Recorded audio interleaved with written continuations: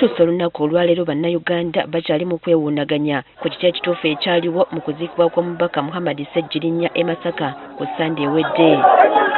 Eno wategekebwayo ebifo bibiri omubiri gw'omugenzi we gwali gulina okutuukira kyokka aba Nuupu ne bagaana okugutwala mu kisaawe awali wategekeddwa omubaka w'ekitundu kino Mathias Mpuuga bwe batalima kambugu na kibiina kino.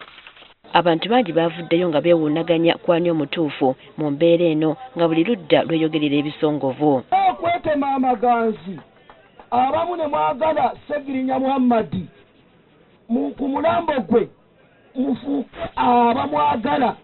Kati olwaleero bw'abadde ayogerako eri bannamawulire ng'aweza omwaka mulamba mu ntebe y'akulira oludda oluwabula gavumenti mu paalamenti Joel Ssenyonyi era nga ye mugezi w'ekibiina ki Nuupu ategeezezza nga baali batasobola kwetaba ku mukolo ogwali gutegekeddwa omuntu omu yekka ng'ekibiina ekibadde kitwala omugenzi tekyebuuziddwako.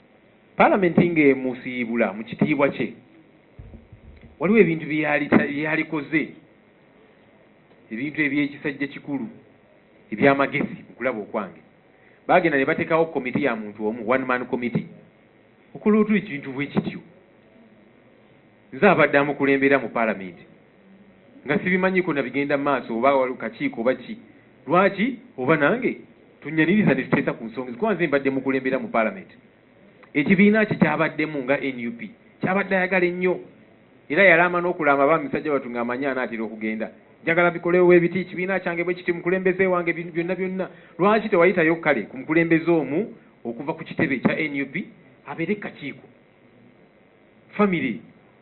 Ono okunenya kwonna akwolekeza eri abateesiteesi abali ku kisaawe abatasobola kuwa baluganda lwa mugenzi kitiibwa ne badda mu kubatiisatiisa n'okubasuubiza ssente. Lwaki tukola ebintu ebyekyana ekito bannange ne tuweebuula munnaffe bwe tutyo?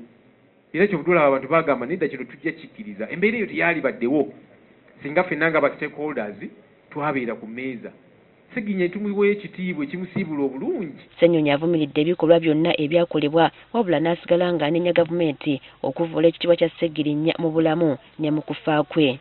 Nga bwe mwalaba bamuyoolanga omubbi w'enkoko ne bamutulugunya bamutadde mu kkomera bamumye ebbeeyiro n'agamba bannange mulamuzi nyamba ndi mulwadde.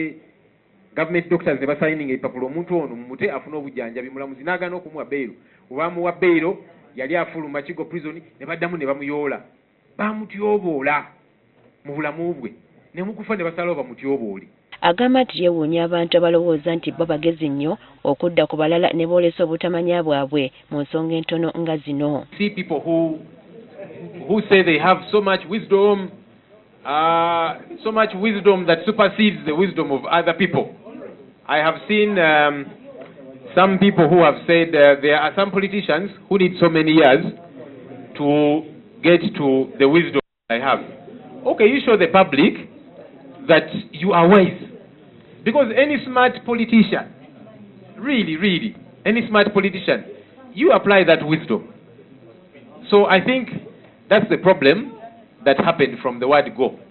Ku nsonga y'abooluganda lwa Ssegirinya okwagala Nuupu ew'ekkaadi abadde omuyambi we yeesimbe ku kifo ky'omugenzi kw'abadde, Ssenyonyi agamba ensonga zino ziyita mu mitendera. Ng'ekibiina kuba nze nkyogerera tulina emitendera gye tuyitamu omuntu okufuuka flag bearer waffe era ne Honorable Ssegirinya emitendera gye gimu gye yayitamu gye tujja okugoberera okufuna anadda mu bigere bya Honorable Ssegirinya. Okuzika kwa Ssegirinya oyinza okugamba nti kwayingira mu byafaayo ng'omubaka eyakumirwa ennyimba ebbiri olw'okusikangana omuggwa mu by'obufuzi ng'omulambo guli walala ate n'abaana b'omugenzi batwaliddwa mu nnabyabufuzi eyabadde ategese ku ludda olulala.